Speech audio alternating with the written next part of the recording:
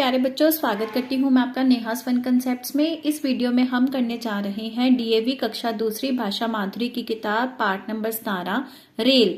Rail मतलब कि रेलगाड़ी यानी कि ट्रेन। बच्चों, आपको भी बहुत अच्छा लगता होगा जब आप ऐसे बच्चों की पंक्ति बनाकर छुक छुक करते हुए आवाज निकालते हुए ट्रेन बनाकर इधर उधर भागते जाते हैं, है ना। ऐसे ही यहाँ पर भी बच्चों ने देखो ट्रेन बनाई हुई है। ये ट्रेन इमेजिन कर रहे हैं, चुप चुप की आवाज निकाल रहे हैं, पहिए घुमा रहे हैं और झंडी दिखाते हुए आगे भी बढ़ते जा रहे हैं। तो इस अध्याय में, इस कविता में हम पढ़ेंगे रेल के बारे में। रेल कहाँ से कहाँ तक जाती है, क्या क्या काम करती है और इसके गुण भी क्या है। तो आइए शुरू करते हैं। पहले पढ़ेंगे नए शब्द। उत्तर नॉर्थ, पूर्व ईस्ट, दक्षिण साउथ, पश्चिम वेस्ट। तो ये होगी हमारी 4 डायरेक्शंस, दिशाएं। कोलकाता कलकत्ता, लखनऊ लखनऊ भी एक प्रांत है। संदेश मैसेज। छुक छुक करती रेल चली, लाल पीले नीले रेल चली। छुक छुक आवाज करती हुई रेलगाड़ी चलती है ना, और इसके डिब्बों का कैसे का रंग होता है, लाल पीला नीला। दिल्ली से चल कोलकाता जाती, केरल से चल लखनऊ आती। अब ये इन्होंने बताया कि कहाँ से कहाँ तक ट्रेन्स जाती हैं। वैसे तो हर जगह पर ही जाती है ट्रेन्स, तो इन्होंने 3-4 जगहों के नाम बताए यहाँ पे। दिल्ली से कोलकाता तक और केरला से लखनऊ तक।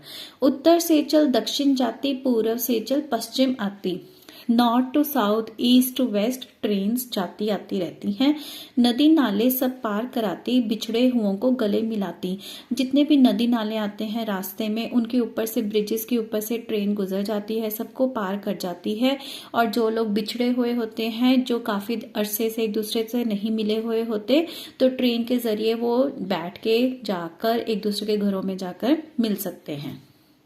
कहने का मतलब कि जो रेलगाड़ियां होती हैं वो ज़्यादा से ज़्यादा डिस्टेंसेस को भी, रास्तों को पार करके बिछड़े हुए लोगों को भी आपस में मिला देती है। चलते चलते कभी ना थकती, जब चाहो तब ये रुकती। चलते चलते रेलगाड़ी कभी थकती नहीं है, हमेशा चलती रहती है, चलती रहती है। बीच बीच में स्टेशन आते हैं जहाँ पर ये रुक जाती है। आम केले और आलू लाती, अन्न भी भर कर ले जाती।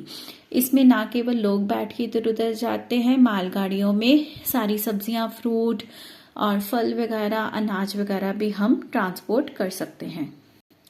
छोटे बड़े का भेद मिटाती, जात पात का रोग हटाती। अब रेलगाड़ी में बैठे हुए सभी लोग एक समान है, उसमें छोटे बड़े का कोई अंतर नहीं होता। रेलगाड़ी के लिए तो सभी पैसेंजर्स ही है ना, यात्री ही हैं, तो कोई छोटे बड़े का भेद नहीं रह जाता और जात पात का भी भेद नहीं रह जाता। हिंदू मुसलमान सिख ईसाई सभी इकट्ठे बैठ के रेलगाड़ी में यात्रा कर रहे होते हैं। चलने से कभी ना घबराती, एकता का है संदेश सुनाती। ये चलने से कभी घबराती नहीं है, कहने का मतलब अगर एक बार शुरू हो जाए तो ट्रेन काफी लंबे फासलों को पार कर जाती है और ये सभी के बीच में एकता का संदेश फैलाती है। कैसे? क्योंकि सभी लोग इकट्ठे बैठ कर एक ही यात्रा पर निकल पड़ रहे होते हैं। आगे करेंगे इसका अभ्यास कार्य। पन्ना नंबर 45, प्रश्न 1। नीचे लिखे प्रश्नों के उत्तर एक शब्द में लिखिए। रेल कहाँ से चलकर कोलकाता गई? दिल्ली से। रेल पूर्व से चलकर कहाँ तक जाती है? पश्चिम तक। रेल क्या भरकर ले जाती है? अन्न। रेल छोटे बड़े का क्या मिटाती है? भेद। ये सभी जवाब जो है कविता में ही है, कविता की पंक्तियों में। जोड़े बनाइए। नदी नाले, जात पात, छोटे बड़े। आगे है प्रश्न नंबर 3। रेल किन को गले मिलाती है? बिछड़े हुओं को। रेल क्या संदेश सुनाती है? एकता का संदेश सुनाती है। रेल कौन सा रोग हटाती है? रेल जात पात का रोग हटाती है। प्रश्न नंबर 5। रेलगाड़ी से जुड़े कोई 3 शब्द लिखिए, जैसे टिकट, और आप क्या लिख सकते हैं? कुली, यात्री, सामान। प्रश्न 6। एक जगह से दूसरी जगह जाने के लिए हम जिन यातायात के साधनों का इस्तेमाल करते हैं, उनमें से किन्हीं 4 के नाम लिखिए। तो मैंने यहाँ लिखा है रेलगाड़ी, स्कूटर, कार, बस।